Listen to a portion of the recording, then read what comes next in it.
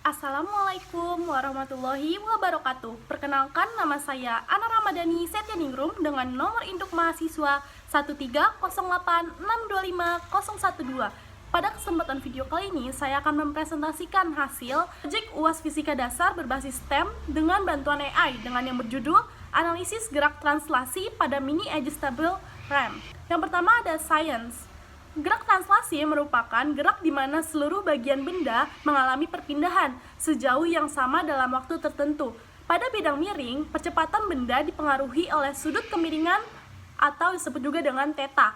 Sehingga komponen gaya gravitasi yang menyebabkan benda bergerak adalah A sama dengan G sin theta. Semakin besar sudut kemiringan, maka semakin besar nilai sin theta, sehingga percepatan dan juga kecepatan benda dapat meningkat.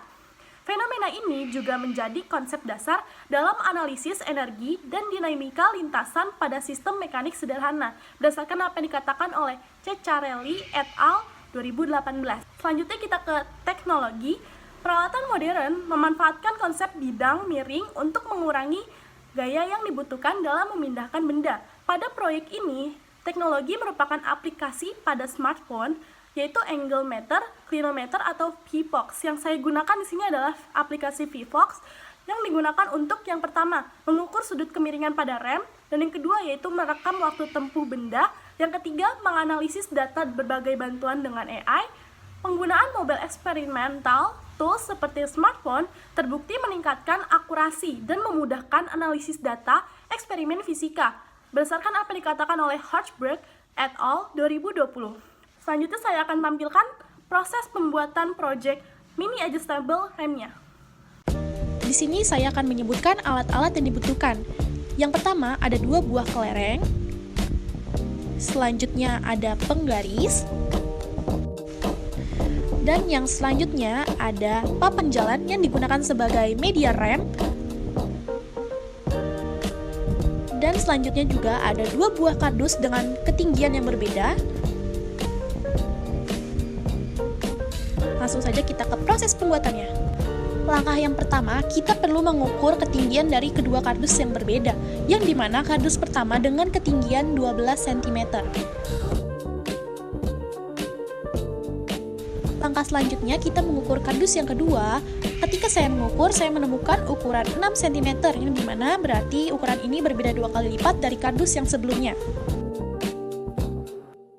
Pertama-tama saya menggunakan kardus dengan berukuran 6 cm dan saya letakkan papan rem sebagai bidang miringnya, dan saya juga menyiapkan aplikasi VFox.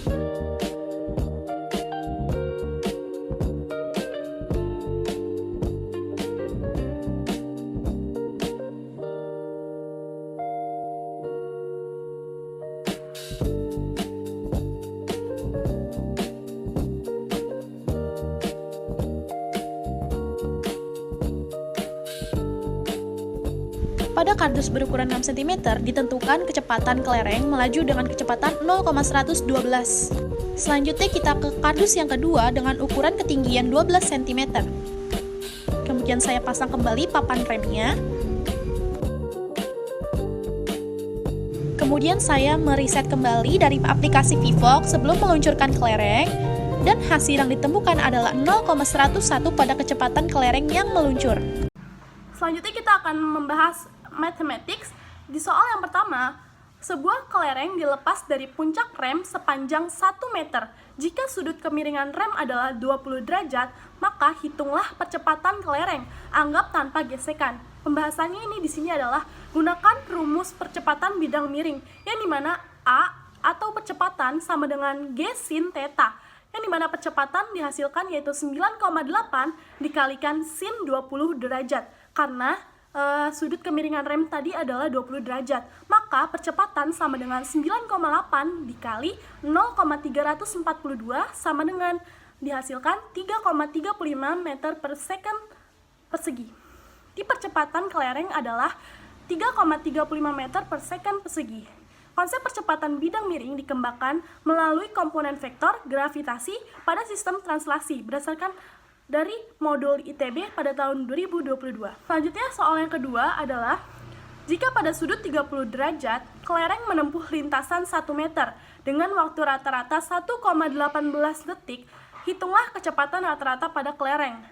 Pembahasannya di sini adalah kita menggunakan rumus kecepatan rata-rata, yang dimana V sama dengan S per T. V sama dengan 1,1,18 karena dengan menggunakan waktu rata-rata 1,18 detik, maka kita mendapatkan hasil 0,847 meter per second. Maka kecepatan rata-ratanya adalah 0,487 meter per second.